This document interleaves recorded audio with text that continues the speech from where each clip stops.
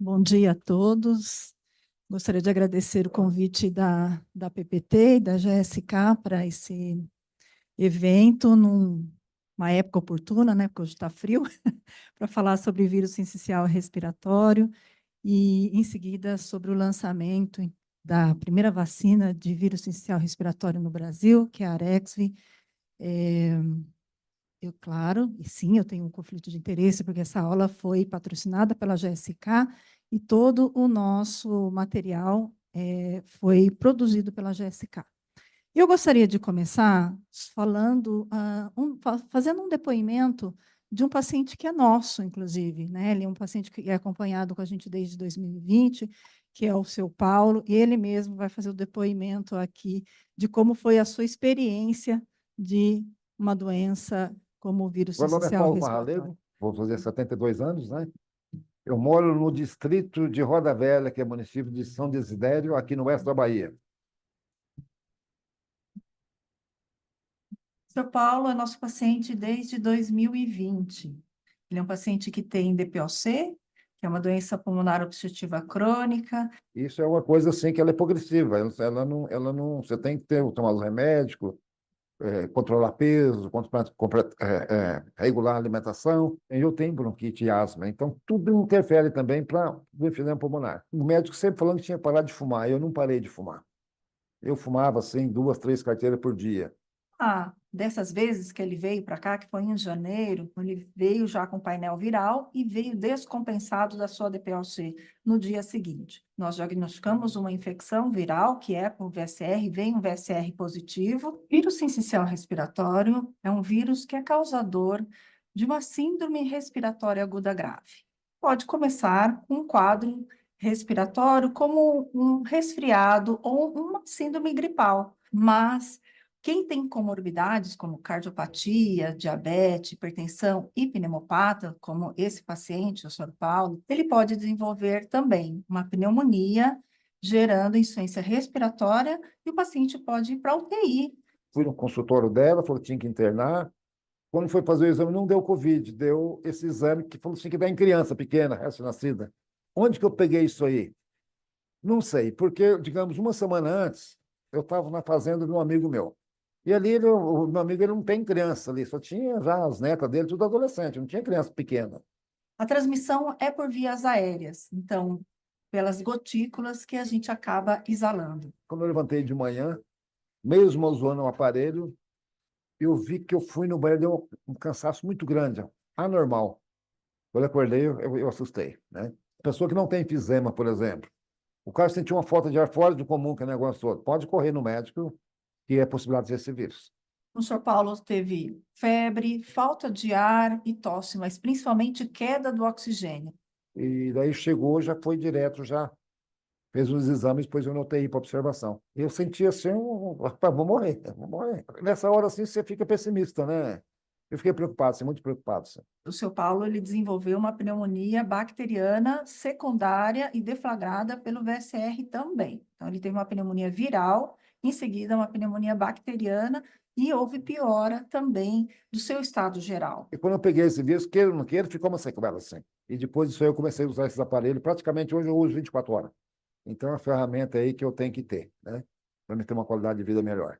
Acho que eu nunca tive medo para a morte, estou preparado para a morte. Não tenho medo de morte, não. Mas aquele dia eu fiquei assim, eu fiquei meio com medo. Teve certas restrições. Quem tem esse vírus tem certas restrições. Eu tenho que adaptar e me adaptei, fácil. E tem muita gente que começa a pensar muito no futuro. Começa a pensar no futuro, ele esquece do dia a dia, né? Ele não vive. Mas dessa parte eu vivo bem. Para continuar envelhecendo com o problema que eu já tenho, para que não agrave, né? Evitando outros tipos de doença.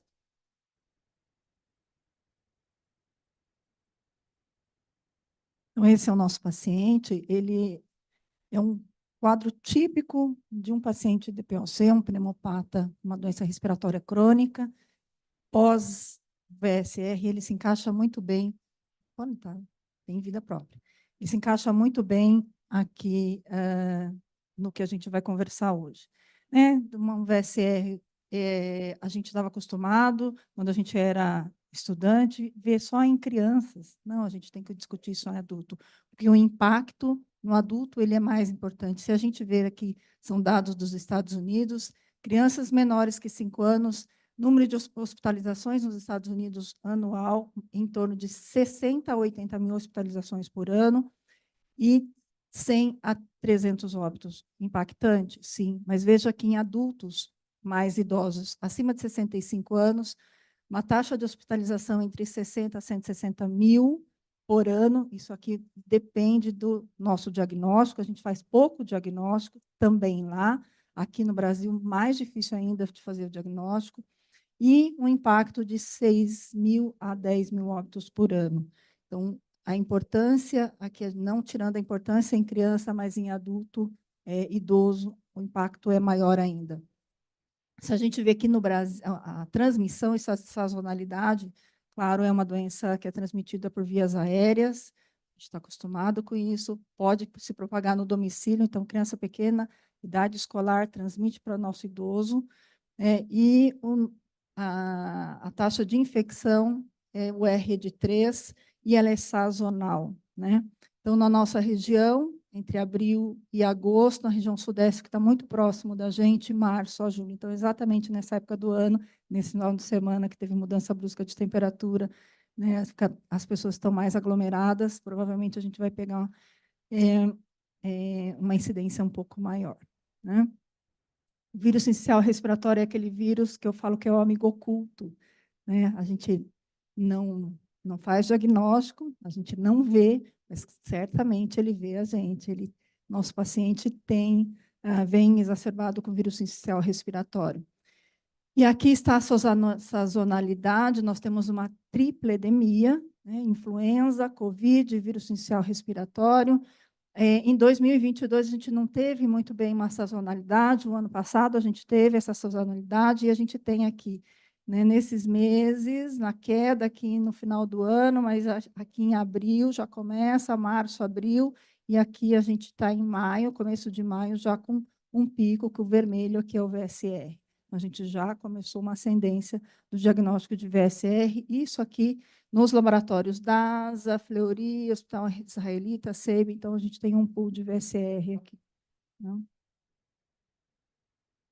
Em taxas de letalidade, ele é maior, vai aumentando, conforme a gente vai aumentando a idade, e a taxa de mortalidade ela também vem aumentando no passar dos anos. Na verdade, é porque a gente também tem feito mais diagnóstico. Né? Então, lembrar de fazer o diagnóstico desses pacientes. Né?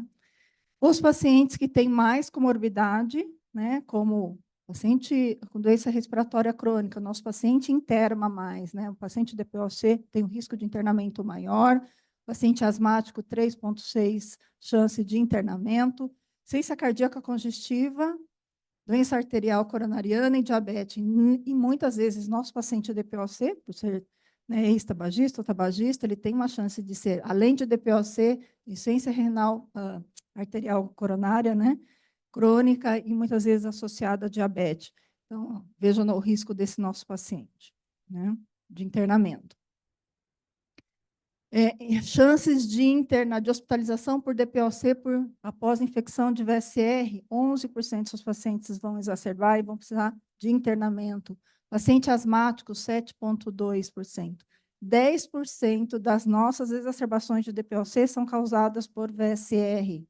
Né? E dessas exacerbações, a causa, rinovírus, enterovírus, VSR é o segundo, isso antes da pandemia de Covid. Tá? Esses são dados antes da pandemia. Influenza, 7,8%. Tá? Estou passando rápido, porque é bastante coisa para a gente discutir. Tá bom? E comorbidades dos pacientes. Então, se eu tenho um paciente com insuficiência cardíaca e VSR, 38% vão descompensar.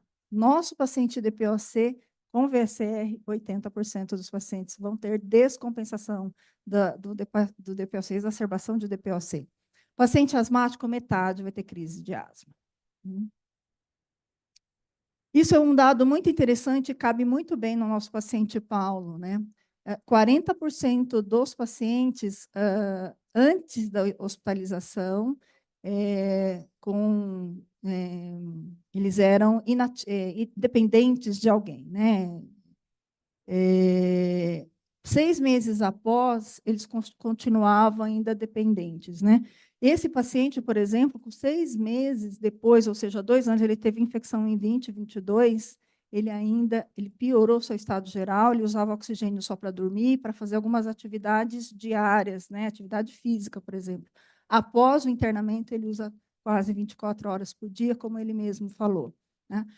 E o VSR está associado a efeitos adversos em produtividade, atividade social, relacionamento, funcionamento emocional e cognitivo. Então, esse paciente, por exemplo, ele ficou com a parte neurológica, né, psicológica muito afetada, por exemplo, ele tem muita condição, né, financeira, então ele tem 3 concentradores de oxigênio em casa, portátil, um no trabalho, 2 em casa, 2 concentradores pequenininhos, de tipo mochilinha, porque ele morre de medo de sentir falta de ar.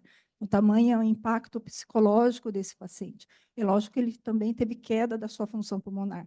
Aquilo que o Dr. Jardim sempre fala, que exacerbação de paciente é igual a um infarto do coração, é um infarto do pulmão, ele perdeu função pulmonar, e a função psicológica dele, essa dependência também psíquica, né, de medo de sentir falta de ar, ele piorou muito. E apesar de ser um paciente bastante otimista, vocês viram, ele é muito otimista. Ganho de peso, ele ganhou muito peso depois de que tudo isso aconteceu, e ele nem usa corticoide, corticoide viral sistêmico, ele usa só corticoide inalatório, né? Até 1/4 dos pacientes necessitam de cuidados domiciliares profissionais. Tá? Ele não é um paciente independente, né? Ele tem alguém que dorme com ele, ele é solteiro, mas ele faz as atividades diárias sozinho, ele é independente. 26% necessitam de nova internação no prazo de 3 meses, né? Então, ele pode descompensar novamente, e 1/3 dos pacientes morrem durante 1 ano. Tá? Tamanho é o impacto dessa doença. Tá? E como a gente vive numa tripledemia, nós podemos ter, então, um quadro gripal, que pode ser por VSR, influenza e Covid. A diferença aqui, influenza e Covid, nós temos que fazer o diagnóstico, sim, porque a gente tem antiviral, né? Aqui a gente não tem tratamento específico com antiviral, né? E quando a gente. O quadro sintomático do paciente ele é muito parecido, né, nos 3 primeiros dias, muito parecido. Embora, agora que a gente vive numa situação de Covid de Ômicron, a gente tenha menos febre, um quadro mais leve, o quadro de influenza, a gente sabe que esse ano a gente tem um quadro mais importante, a gente estava discutindo aqui, quadro de muita fadiga, muito mal-estar, muita febre. O quadro de VSR se enquadra aqui também, então confunde. Então, é importante a gente fazer um painel viral que inclua também o VSR. E quando a gente faz a tomografia, ela é muito parecida. Nós, pneumologistas, ainda conseguimos identificar um pouco. A gente sabe que o VSR faz um pouco mais de bronquiolite, aqui nós temos alguns nódulos centrolobulares, né, evidenciando bronquiolite, influenza, com mais período de aqui com condensação, talvez tenha mais pneumonia, e aqui um pouco mais de vidro fosco. Mas, dependendo da fase que a gente pega essa tomografia, a gente não consegue fazer o diagnóstico pelo quadro tomográfico, né? E lógico que nessa fase aqui a gente já faz o PCR e não vai conseguir identificar, né, o vírus, tá? A não ser que você faça a broncoscopia e busca direta do PCR nessa broncoscopia, tá? E sim, como a gente não tem tratamento específico, é lógico que sempre a prevenção dessas doenças, sempre, se a gente fizer uma imunização ativa, é sempre melhor. Né? Se o paciente não ficar doente, é sempre melhor para os nossos pacientes pneumopatas crônicos. Então, bem-vindo aqui ao mundo de Arexvy, que é a primeira vacina para vírus sincicial respiratório que a gente tem no Brasil. O que é como é a estrutura do vírus sincicial respiratório? Então, o vírus ele tem uma proteína, principalmente, ele é um vírus de RNA envelopado, ele tem aqui uma proteína de fusão, que chama proteína F de superfície, ele é importante para fazer uma adesão ali para a entrada dentro da célula epitelial, né, da mucosa brônquica, e ele é importante porque ele ele favorece que essas células infectadas elas se aglomerem e façam uma grande célula, fazendo, então, um negócio chamado sincício. E por isso vem esse nome, vírus sincicial respiratório. Né? E temos também a glicoproteína de ligação, tem como alvo as células ciliadas. Né? Isso aqui é importante para diferenciar o sorotipo, né? O vírus, o VSR-A e o VSR-B. Né?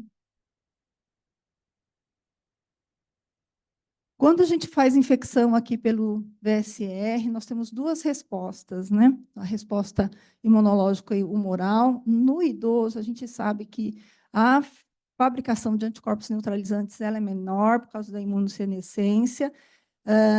E esses anticorpos, eles evitam a infecção então, do VSR, né, e evitando a entrada desse vírus dentro da célula para fazer o sincício, né? Só que, por causa da imunossenescência, a gente sabe que existe um nível baixo desses anticorpos. E nós temos também a resposta imunológica celular. Então, toda vez que a gente entra em contato, para qualquer, né, vírus, a gente tem as duas respostas. Resposta imunológica celular, que é uma resposta pela célula T, tanto o CD4. O CD4 ele auxilia aqui na resposta dos anticorpos neutralizantes, diminuindo a prevenção, diminuindo a propagação desse vírus dentro da célula, e a resposta CD8, então, ela faz o que? Promove o clearance desse vírus. Tá? Então, ela diminui o tempo da carga viral. Tá? Então, promovendo a depuração viral. Então, a gente sabe que em adultos jovens, como nós temos aqui, a resposta imunológica humoral, tanto celular, ela é muito melhor. E no idoso acima de 60 anos, a gente tem aqui uma resposta imunológica menor. E, para isso, nós temos aqui o desenvolvimento do Arex, que foi pegar um antígeno pré-fusional, um antígeno ele mantém na conformação com um epípeto aberto neutralizante, isso dá uma resposta humoral melhor, associado a um adjuvante, que é o AS01, a gente conhece esse adjuvante, é o mesmo adjuvante da Shingrix, da herpes zoster, tá? Numa dose menor, metade da dose, e isso aumenta a resposta imunológica celular, então melhora a resposta do CD4. E aí eu tenho que falar do estudo pivotal, porque ele é uma vacina nova, né? Que toda vacina a gente tem que ver quando é uma vacina nova, eu preciso saber dados de imunogenicidade, e, nesse caso, melhor ainda, a gente tem dados de eficácia da vacina e segurança da vacina. Tá? Então, foi feito aqui, na temporada 1, o que é temporada 1? A gente tem que pegar um inverno inteiro, tá? Foi realizado esse estudo na temporada 21-22, em 2 braços, então, cerca de 12.500 pacientes no braço do Arex, e eles foram randomizados 1 para 1, e um braço placebo, 12.500 pacientes aqui no braço placebo. Né? Qual era o desfecho primário? É prevenção de doença de trato respiratório inferior. Né? A gente queria saber, em pacientes maiores que 60 anos, queria saber qual era a taxa de eficácia dessa vacina. Foram randomizados e foi publicado aqui no New England. E aí, a segunda temporada, então, ela começou aqui em 2022, terminou em 2023, foi publicado logo em seguida. Então, a gente vai ver no braço do Arexvy, dois braços aqui, mantinha uma dose anual e um braço placebo aqui. E agora a gente está aguardando os resultados da terceira temporada para ver como está indo aí sem outra vacina. Tá? Aqui os resultados, então, da primeira temporada, a gente tem, vamos prestar atenção aqui em relação à idade, nós temos metade dos pacientes, né, ficaram aqui entre 60 e 69 anos, uma grande parte aqui entre 70 e 79 anos, e muito poucos pacientes entraram no braço com 80 anos de idade, mais do que 80 anos. E aqui, estado de fragilidade, aqui é bem interessante, 39% dos participantes eles tinham alguma comorbidade. Então, o que é um estado frágil? O paciente com doença respiratória crônica, a maioria DPOC e asmático, podia ter insuficiência renal, insuficiência hepática, cardiopata e doença endocrinológica, principalmente diabético. Então, aqui ele era classificado em mais igual a 1 comorbidade, 2 comorbidades ou 3 comorbidades. Isso é importante saber. E aí foram classificados, então, os pacientes eram avaliados se tivessem algum sintoma respiratório para fazer o PCR. Em infecção respiratória aguda, doença do trato respiratório inferior e doença do trato respiratório inferior grave. Né? E a gente via a eficácia em relação ao VSR. E aí, resultados da temporada 1, em relação a qualquer infecção por VSR e infecção respiratória aguda, com uma eficácia de 71%. Do trato respiratório inferior, 82%, e para VSR grave, 94% de eficácia. Isso são dados de eficácia, não de imunogenicidade. Okay? Isso é importante. Aqui, nós temos resultados, então. Como a gente falou, para a insuficiência respiratória grave, a gente tem 94% de eficácia. Quando a gente tinha uma comorbidade, né, nos pacientes, 92% de eficácia, tá, para qualquer doença do trato, para doença do trato respiratório inferior, mas não grave, 92,9%. Para paciente entre 70 e 79, 93,8% de eficácia. Se tinha alguma comorbidade pré-existência com doença infecção do trato respiratório inferior, 94% de eficácia, com mais do que 2 comorbidades, com uma eficácia de 92%. Então, uma excelente vacina, são dados de excelente vacina para a primeira temporada. E acima de 80%, acima de 80 anos de idade, a gente não tem como falar muito da sua eficácia, porque era um N muito pequeno, tá? Então não foi muito conclusivo, né? Em relação ao sorotipo, nós temos, ela é eficaz tanto em relação à infecção respiratória aguda quanto à doença do trato respiratório inferior, nos 2 sorotipos, e sendo que 2/3 dos casos eram de sorotipo B. Como a gente sabe, ela não tem muita... como fala? Quando ela faz... Nossa, fugiu a palavra. Não faz muita mutação. Pronto, voltou. Não faz muita mutação. Então, é uma vacina bem estável, a gente pode usar nos anos seguintes. Tá? Uma dose de Arexvy, então, ela é eficaz na primeira temporada em 82% para a doença do trato respiratório inferior, na primeira temporada, na segunda temporada em 67,2% de eficácia, e doença de VSR grave, 94% na temporada e 78,8% de eficácia. Isso é um dado de eficácia muito importante, tá? Isso aqui é eficaz. Tá? Em relação a efeitos adversos, isso é muito importante, dor local, né, é a queixa mais comum, isso acontece, a grande maioria dos efeitos adversos até o 2º dia, a maioria, isso foi questionado até o 4º dia. Né? Fadiga, foi outra queixa, cefaleia e mialgia. Não sei se tem muita gente jovem aqui, mas eu por exemplo, também a Shingrix, né, que tem o mesmo adjuvante. O adjuvante, ele faz muita dor local, faz eritema, edema local, né? Mas como o Arexvy tem metade da quantidade de adjuvante, então ele tem menos efeitos colaterais locais, né? Efeitos adversos locais. Tá? O meu ficou gigantesco da Shingrix. Mais coisa rápida, passa em 2 dias, já diminui o edema. Em relação às indicações, a Sociedade Brasileira de Pneumologia e Tisiologia, ela recomenda a vacina Arexvy nos nossos pacientes pneumopatas, né?